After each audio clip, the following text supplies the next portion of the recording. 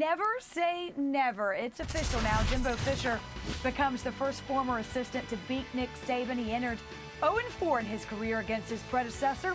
He also recorded his first career win over AP #1 team. Fisher had been 0-6, tied for the third most losses without a win.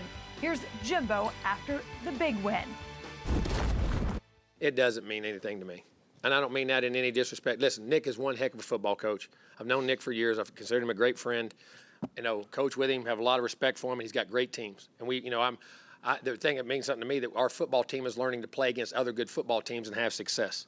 And that's the important thing to me. It was inevitable somebody was going to do it in time. So, hey, it happened to be us. That's great. But that doesn't mean anything to me because that's not a goal that I'm trying to talk about or do. I want our organization, our program to do well. That's the only thing I care about.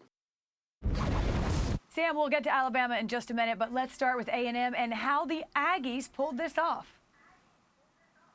Yeah, well, A&M consistently responded to the pressure applied by Alabama. You think about it, A&M was playing really well. Then all of a sudden, Alabama gets momentum with a punt block. And instant response was around 100-yard kickoff return by A-Chain response. And all of a sudden, fourth quarter, Zach Calzada gets hit.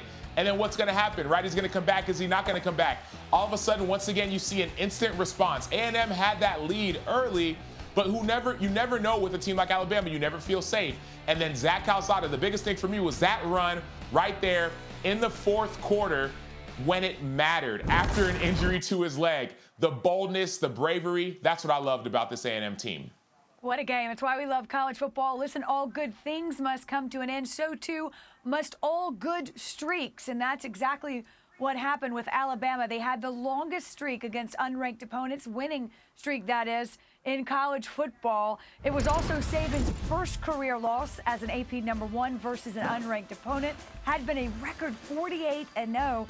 Alabama's 19-game win streak was the longest active win streak in the FBS. That comes to a close as well. Here is head coach Nick Saban. Everybody needs to remember how they feel and not forget it. Because when I talk about having respect for winning, that's what I mean. You want to avoid the feeling that you have when you lose.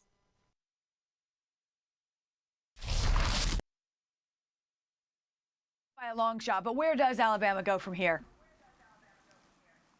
They got a lot of things to improve on, Wendi. No denying that. You thought that the game against the Florida Gators a few weeks earlier, you thought that'd be the game that get their attention. Unfortunately, according to those that were very close to the program, they said to me that they didn't have a great week of practice last week, that they went in probably a little bit overconfident. That's not taking anything away from the Texas A&M Aggies. They dominated both lines of scrimmage, and that's where it starts with Alabama. Alabama traditionally, for the last 15 years, has been a team that has controlled the defensive line of scrimmage. Right now, they have an elite edge rusher in Will Anderson, probably one of the best edge rushers in the country. However, the interior along the defensive line is not playing up to the standard that we've come to expect from Alabama. They got gashed a couple times by the Florida Gators and by the Texas A&M Aggies. So I think that there's an awful lot to sort out on that side of the ball. And then offensively, I think they need to commit to the run game. It's a team that has thrown it a lot, and Bryce Young's been sensational. But Brian Robinson's having a great year in his own right and is probably not getting the attempts that he likely deserves, especially